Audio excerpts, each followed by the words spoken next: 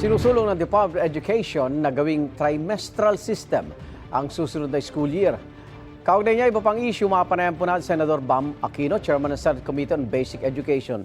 Senador, magandang umaga. Good morning, Igan. Good morning sa mga nanonood ng Unang Hirit. Kailan po itong hearing na nais nyo para mapag-usapan itong trimestral system? Opo, siguro po within March, no, itong buwan ng Marso, mag-hearing na po tayo dito po sa nais gawin ng DepEd, no. Maganda naman po yung hangarin nila na mapahaba yung araw ng pag-aaral ng mga bata. Pero sabi rin nga po ng mga teachers groups, huwag itong madaliin, kailangan ng malawakang konsultasyon at magkaroon ng iba't ibang pananaw ng iba't ibang grupo dito sa hearing namin. Gusto ko lang pong linawin, no? Hindi nila kailangan ng batas para baguhin yung ating school year. Okay. Pwede po nilang gawin yan, gawa ng administrative order. Pero ang panawagan po natin, bago ito po ipatupad, marinig muna natin yung iba't ibang pananaw ng mga guro, ng mga magulang, ng mga estudyante, para makita ho natin yung mas maayos na implementasyon. Initially, meron bang agam-agam sa panig po ng mga magtuturo?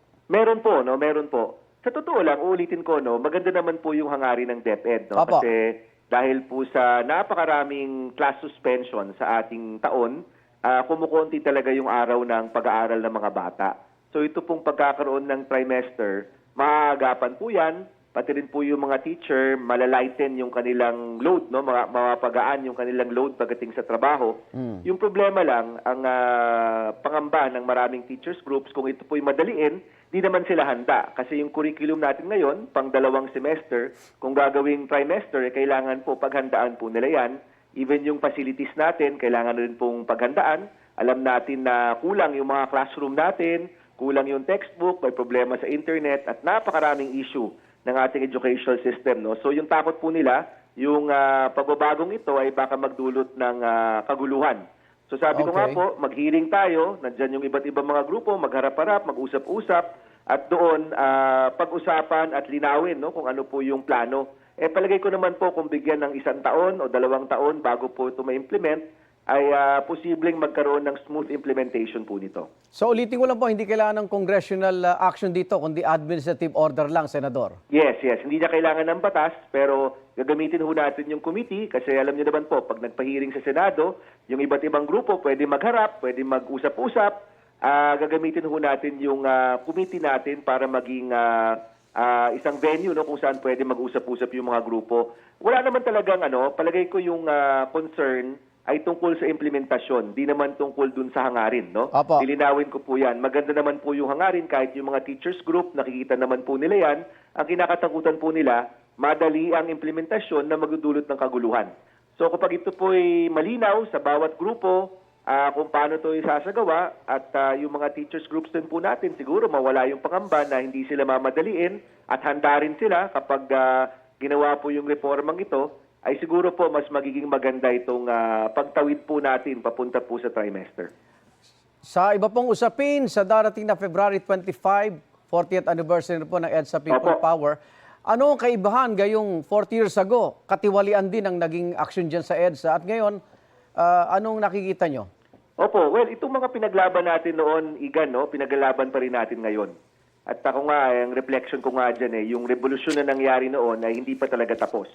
Unfinished revolution po siya, no? Isang revolution na hindi pa ganap, no? Marami sa mga pinaglaban natin noon, pinaglaban pa rin ngayon. At sabi ko nga po, kung yung taong bayan tatahimik o ang taong bayan po ipapaubaya sa mga opisyal na lang, lagi pong nagkakaroon ng abuso sa ating kasaysayan. Kaya mahalaga talaga na ipaalala natin sa taong bayan na ang totoong kapangyarihan nasa tao, hindi lang nasa opisyales. Ngayon po, no, napakatindi ng mga skandalo sa ating bansa, itong flood control at kung ano-ano pang katiwalian, nakikita ho natin, kailangan ho talaga yung taong bayan mismo magsabi na hindi na kami papayag dyan at hindi na kami boboto ng mga opisyales na nakasangkot dyan. At makikita mo naman, Igan, last year, no, nung nagkaroon ng mga marcha, mga protesta online, yung mga tao nagsabi ng kanilang galit, no, tungkol sa mga katiwalian na nangyari, naging maayos yung budget. Nagkaroon ng mga reforma na ngayon ay may tsansa na, no? Gaya nung bill natin kung saan ilalathala natin lahat ng mga expenditure ng gobyerno, yung kadena. Suddenly, naging priority measure ito. Kapag yung taong bayan nakatutok, kapag yung taong bayan po hindi natatakot na ilabas yung kanilang boses ng isang nag-aangad ng isang mas magandang bayan, yung gobyerno talagang mas nagiging maayos at mas nagiging maalam pagdating sa mga reformang kinakailangan.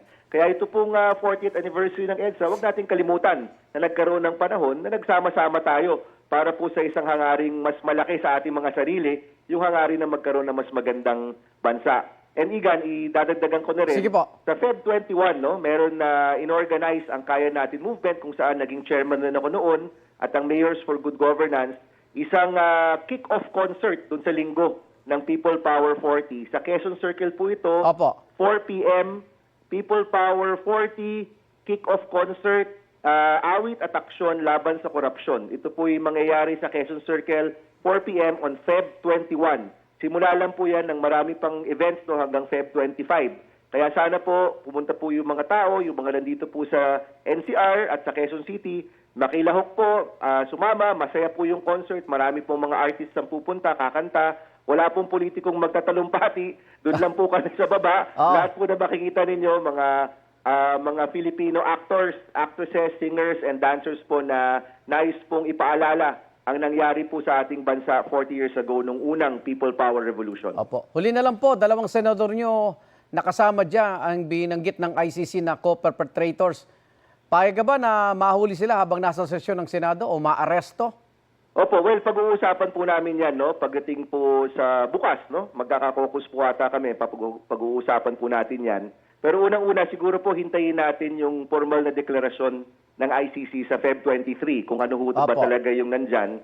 Pero ako po, no, personally, nasabi ko na naman po noon, no? Yung mga nangyaring pagpatay po sa ating bansa. At kailangan po nating harapin na nagkaroon talaga ng extrajudicial killings sa ating bansa. Dapat po yung mga trial po niyan, ideally ay dapat dito po talaga sa Pilipinas. Kasi yung mga biktima po ay nandito rin po sa Pilipinas, no? Nung isang linggo kausap po namin yung mga nanay ng mga pinaslang, no? Meron po silang exhibit dun sa Senado. At siguro po yung hustisya sa mga bagay na nangyari dito, ay maganda rin pong mangyari dito yung paghahanap ng hustisya. Pero syempre po, nirerespeto natin yung proseso na nangyayari po sa ICC doon po sa ibang bansa. Maraming salamat, Senador Bam Aquino. Ingat Salamat po. po, Igan. Thank you. Igan, mauna ka sa mga balita, mag-subscribe na sa GMA Integrated News sa YouTube para sa iba't ibang ulat sa ating bansa.